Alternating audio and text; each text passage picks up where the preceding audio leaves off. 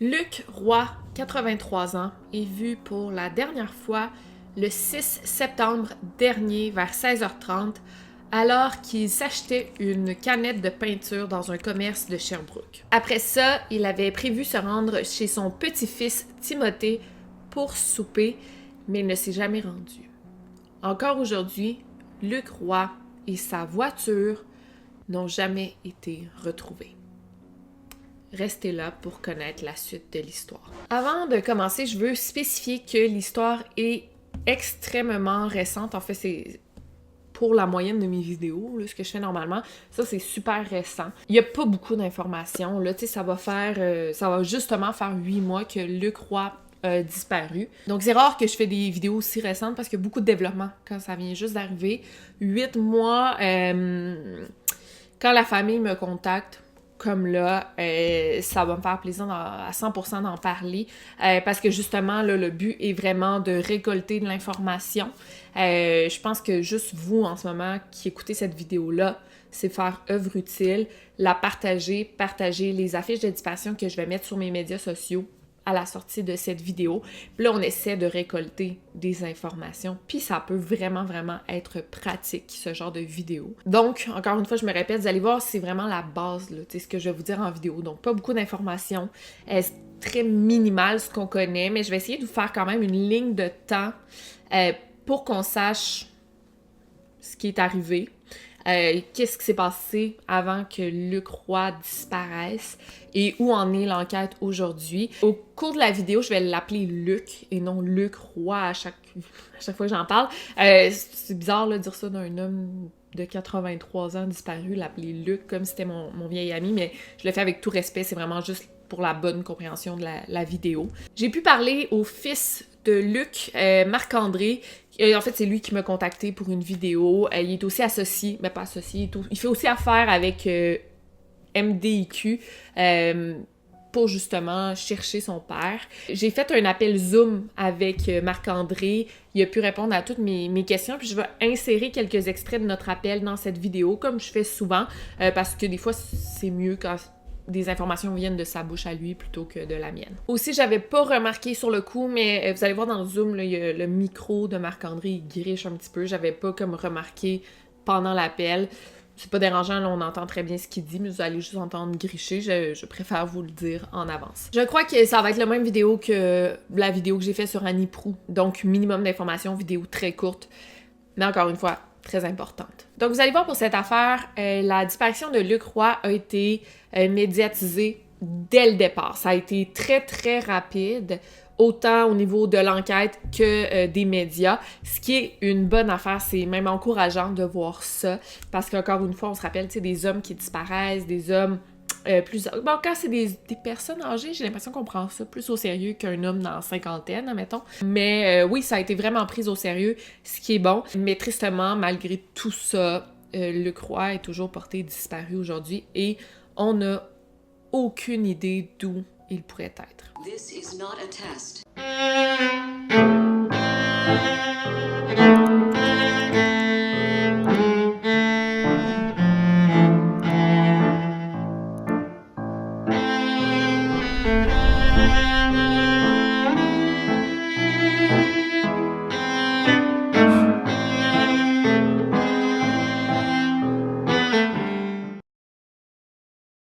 Pour commencer, je vais vous parler de Luc Roy, 83 ans, qui est un homme originaire de Saint-Malo, en Estrie, l'Estrie qui est une région géographique du Québec, il me semble. Mais au moment des faits, il vivait à Sherbrooke depuis plus de 65 ans, donc il connaît très très bien la ville. Donc Sherbrooke, c'est pas une ville si grosse, on pourrait pas comparer ça à Montréal par exemple, mais c'est une ville assez importante au Québec, il y a plus de 180 000 habitants, ce qui est pas énorme, mais quand même là, c'est une ville centrale, si on peut dire comme ça. Luc vient d'une très grosse famille.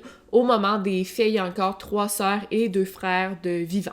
Plus jeune, le métier de Luc était professeur de mathématiques au secondaire, donc on peut clairement dire que c'est un homme brillant, qui est très cérébral. Il a commencé sa carrière à Richmond, où il a rencontré la mère de ses enfants, puis ensuite dans la ville de Windsor, aussi en Estrie, pour finalement terminer sa carrière au Goéland, à Sherbrooke. Ceci dit, il est retraité depuis l'âge de 55 ans, donc en 1995, et après, il s'adonnait surtout à l'ébénisterie jusqu'à temps qu'il vende sa maison en 2021, donc 3 ans, après la mort de sa femme qui est décédée en janvier 2021. Il a vendu sa maison en juin 2021 pour ensuite s'en aller dans un appartement, ce qui est beaucoup moins d'entretien pour un homme assez âgé là, qui vit seul. Mais on peut voir, là, il habitait encore en appartement, il conduisait, il habitait seul, fait que c'est un homme qui était très indépendant, il était en santé, relativement en santé, mais il faisait toutes ces petites choses là, sans avoir besoin d'aide. Puis ça, je le spécifie, qu'il connaissait bien Sherbrooke puis qu'il était indépendant parce que ça va être important pour le reste de l'histoire. Luc et sa femme ont eu 3 enfants, donc Marc-André et Marie-Chantal, 2 jumeaux jumelles, et Martin, l'enfant plus vieux, qui est malheureusement décédé assez subitement le 31 décembre dernier. Et moi, j'ai lu ça, j'étais comme « Oh mon Dieu, quelle horreur! Tu sais, ton père est porté disparu. T'as aucune idée d'où il pourrait être. » Fait que ça, c'est un stress énorme. Puis en même temps, ton grand frère décède comme ça d'une manière subite. C'est 2 gros drames dans une famille en peu de temps. Ça a dû être extrêmement difficile. Luc a aussi 8 petits-enfants. Puis comme j'ai dit plus tôt, il est indépendant, il conduisait beaucoup, il faisait des longues distances quand même parce que son fils Marc-André habite à Saint-Hubert, qui est une autre ville à 1h30 de route environ de Sherbrooke. Et ça arrivait souvent là, qu'il allait rendre visite à son fils, soit il faisait des allers-retours, ou il dormait là quelques jours, il revenait à Sherbrooke. Donc c'est une bonne route là, pour un homme quand même de cet âge-là. Sinon, au niveau santé, il souffre de diabète, mais c'est contrôlé, donc il n'y a pas vraiment de danger. Il y a aussi des petits problèmes de cholestérol, de tension, mais c'est assez normal pour son âge. Il a dû combattre 2 cancers, donc un cancer de la prostate et un de la vessie.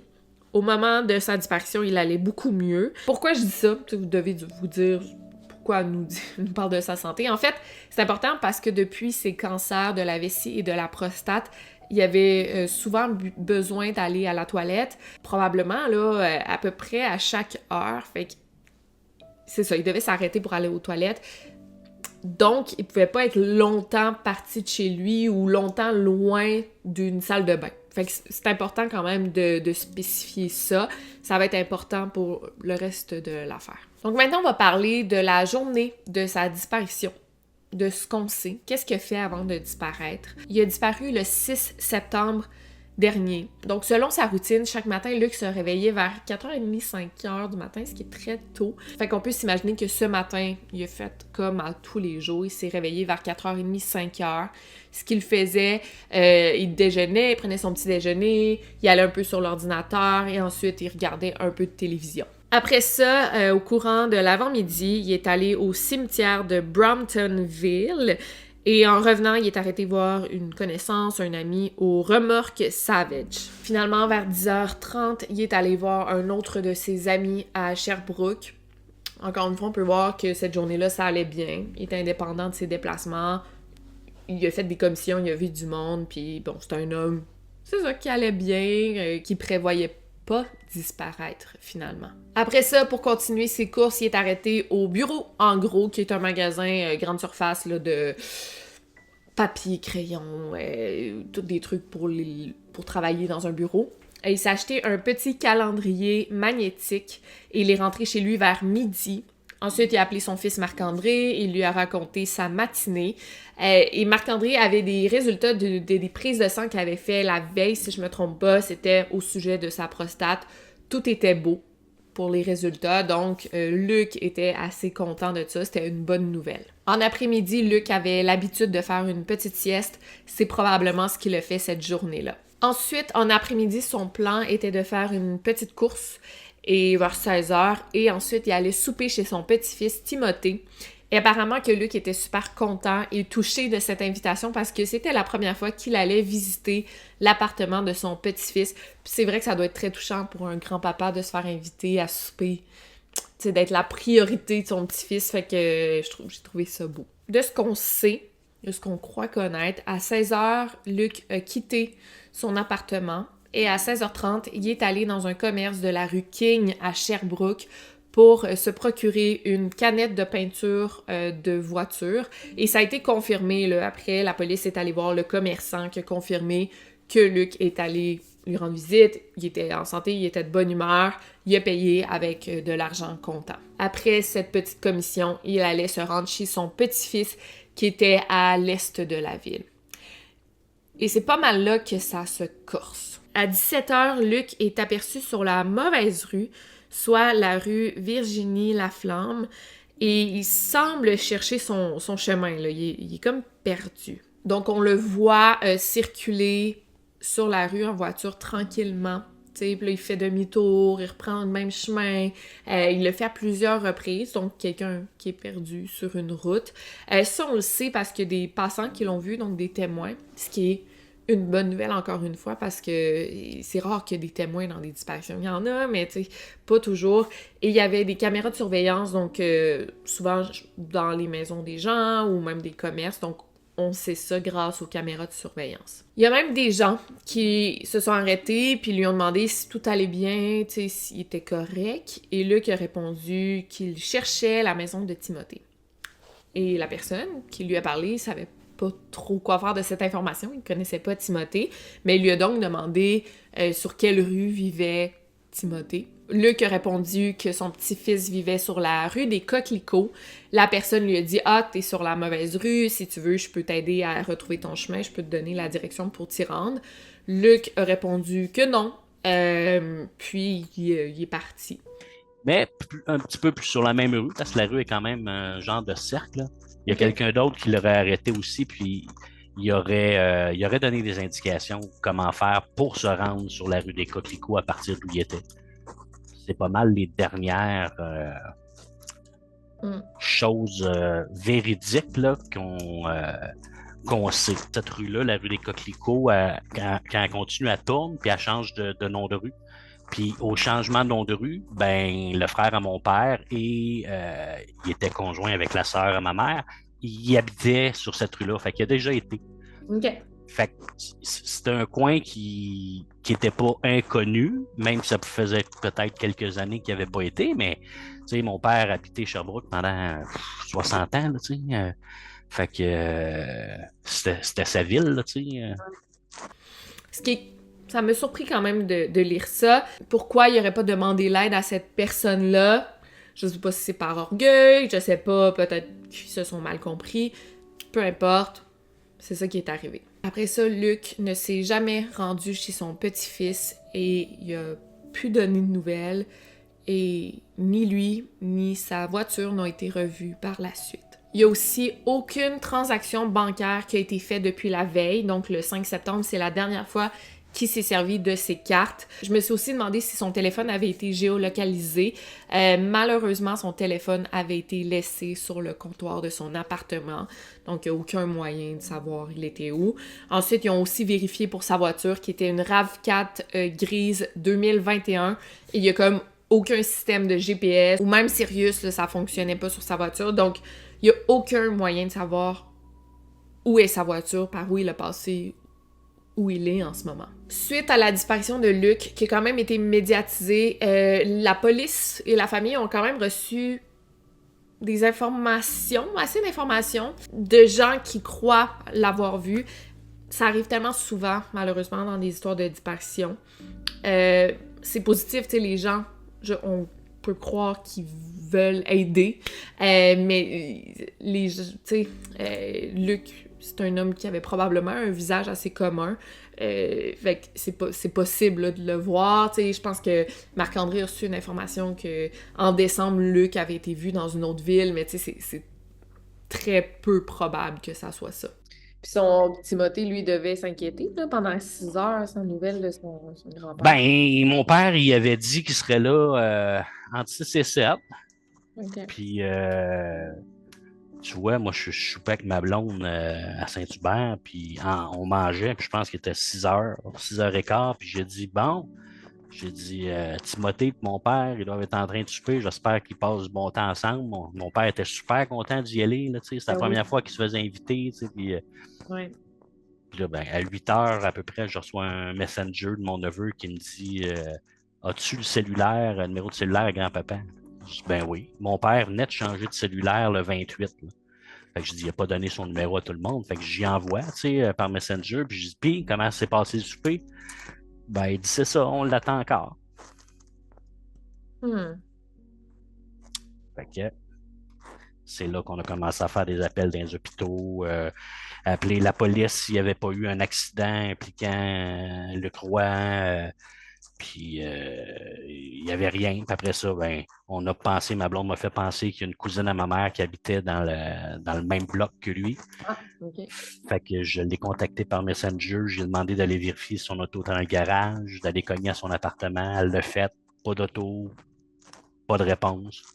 Fait que j'ai embarqué dans mon char, puis je suis descendu à Sherbrooke, puis j'avais la clé pour rentrer dans le bloc et la clé de son condo. Fait que Vers 21h45, Marc-André, le fils de Luc, est arrivé à Sherbrooke pour voir qu'est-ce qui se passait avec son père. Il avait déjà eu l'information que son père était perdu, était disparu.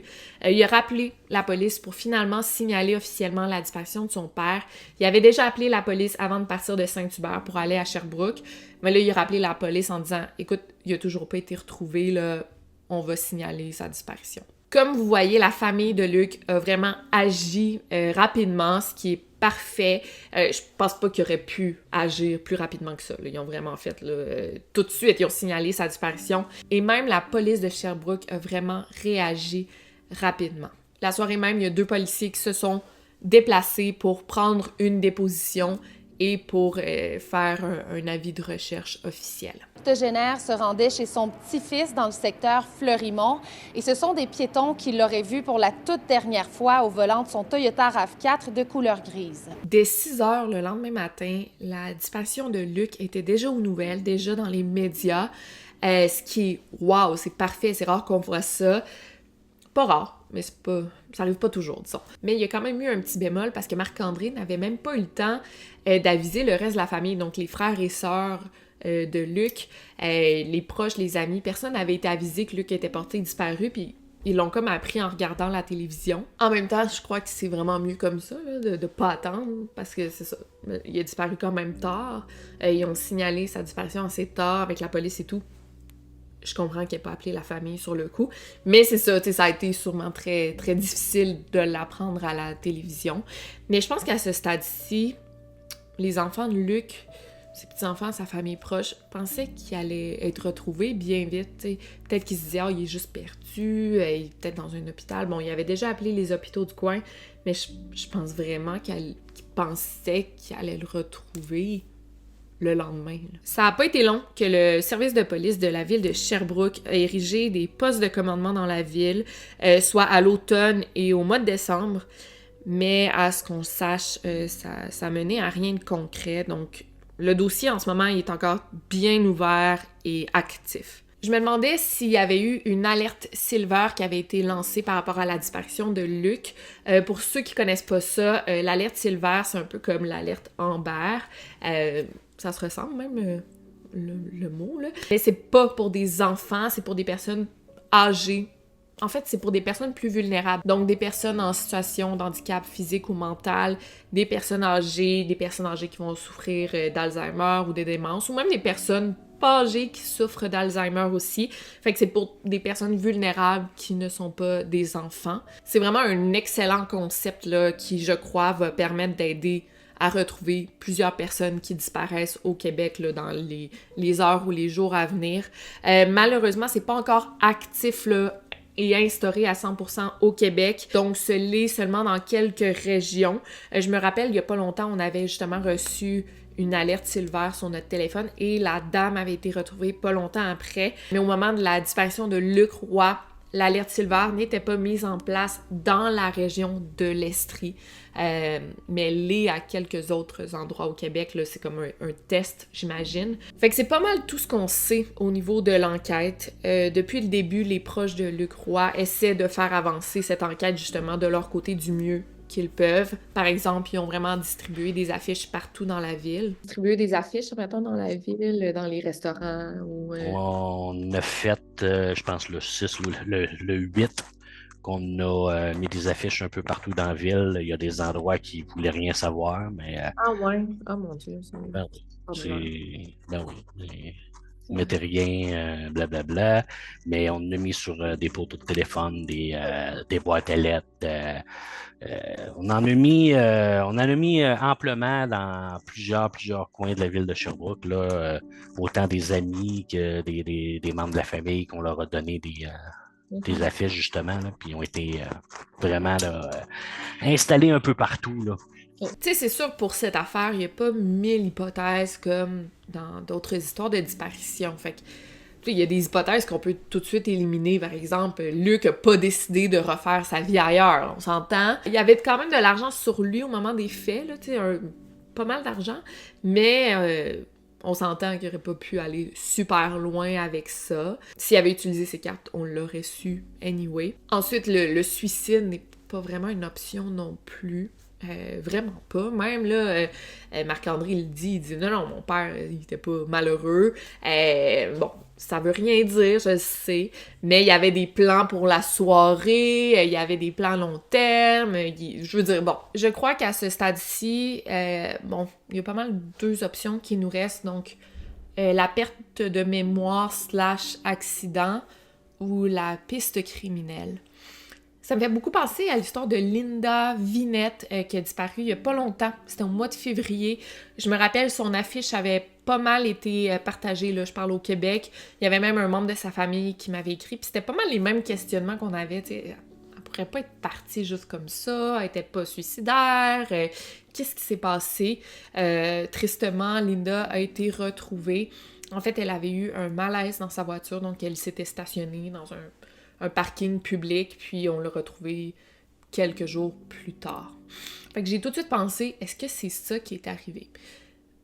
C'est pas impossible. C'est sûr que c'est pas impossible, mais on se dit, tu sais, après 8 mois, il aurait été retrouvé. Surtout que la distance entre chez lui et l'appartement de son petit-fils n'est pas si grosse. T'sais, oui, Sherbrooke, c'était une grosse ville, entre guillemets, mais pas tant que ça.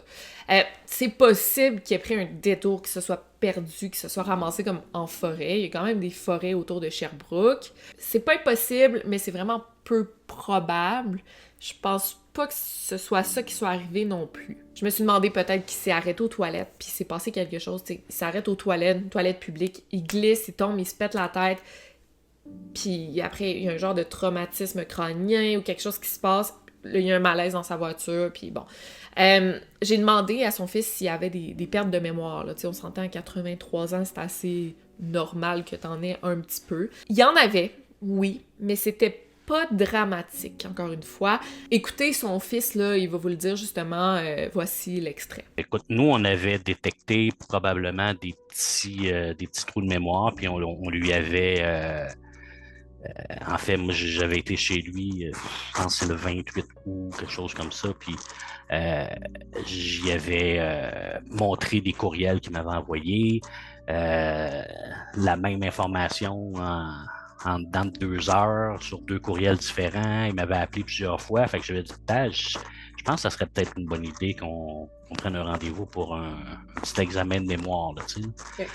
Fait que j'avais amené ça de la bonne façon, je pense, puis il était d'accord. Puis ma sœur était à Sherbrooke avec lui le 5 septembre.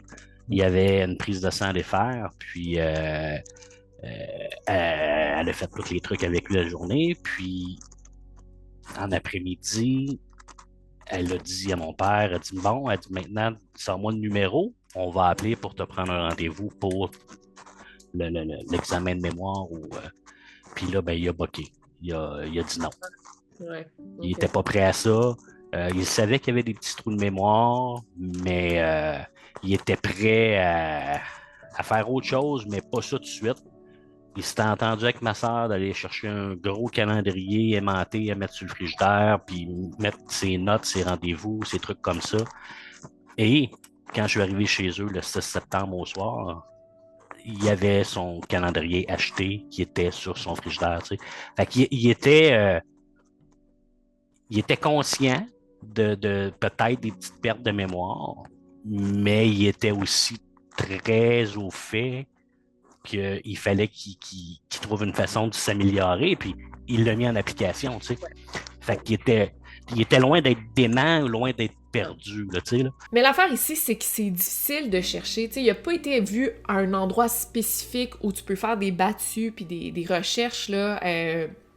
Tu peux pas fouiller, faire des battues dans toute la ville de Sherbrooke puis toutes les forêts autour puis les régions puis les villes autour. C'est impossible. Fait que c'est ça qui est difficile en ce moment parce que on n'a aucun indice, on sait pas où chercher. C'est comme carrément chercher une aiguille dans une botte de foin, là, on sait pas par où commencer. C'est sûr qu'on peut pas éliminer la piste criminelle, soit le meurtre. C'est possible que sa famille penche vers ça en ce moment. Est-ce que quelqu'un a essayé de lui voler son portefeuille, sa voiture, puis l'aurait éliminé par la suite? Tu sais, Sherbrooke, en fait, le Québec, c'est pas une ville dangereuse, mais ça reste que des fous partout. Moi, j'ai pensé peut-être qu'il s'est fait frapper, il y a eu un accident qui s'est passé, puis la personne, au lieu d'appeler la police, elle s'est dit, bon, je vais cacher le corps, ou encore là, est-ce que c'est commun, je sais pas, mais rien n'est impossible. C'est vraiment triste de penser comme ça, puis j'aime pas ça dire ça, tu sais, la famille doit se poser des questions, puis je veux pas y aller cru de même avec mes hypothèses, mais je pense qu'à ce stade-ci, justement, après 8 mois, il faut considérer toutes les options ou les scénarios possibles. Puis pourquoi c'est important de continuer à en parler? Parce que les gens sont pas conscients qu'il n'a pas été retrouvé. T'sais, ils ont vu son avis de disparition il y a 8 mois. Fait que les télés, ils l'ont cherché, mais il n'y a pas toujours des updates, puis les gens ne voient pas toujours les updates quand la personne est retrouvée en vie ou pas.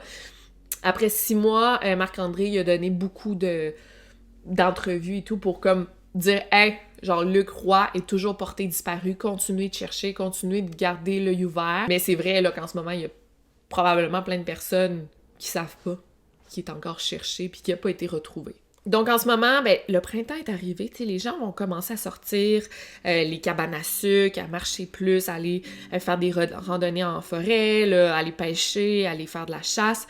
Donc je crois que ça, c'est quand même encourageant pour la famille parce qu'on espère retrouver un indice. Donc n'hésitez pas à partager, s'il vous plaît, c'est votre part d'écouter du true crime.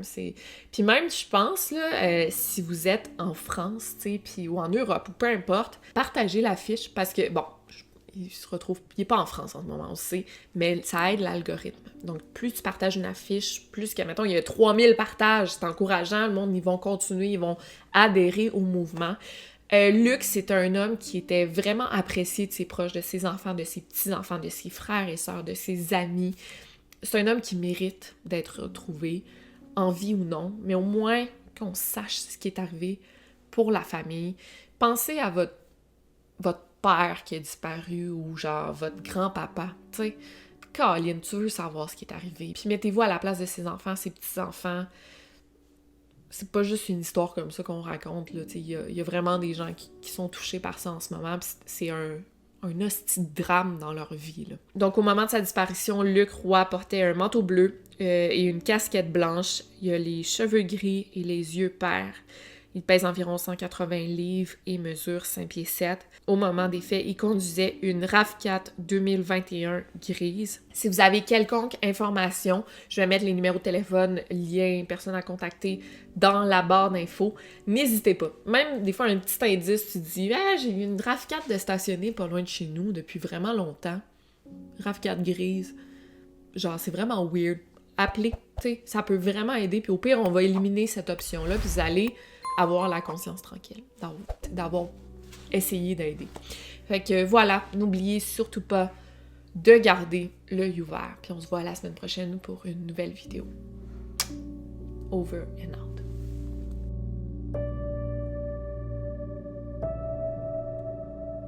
out.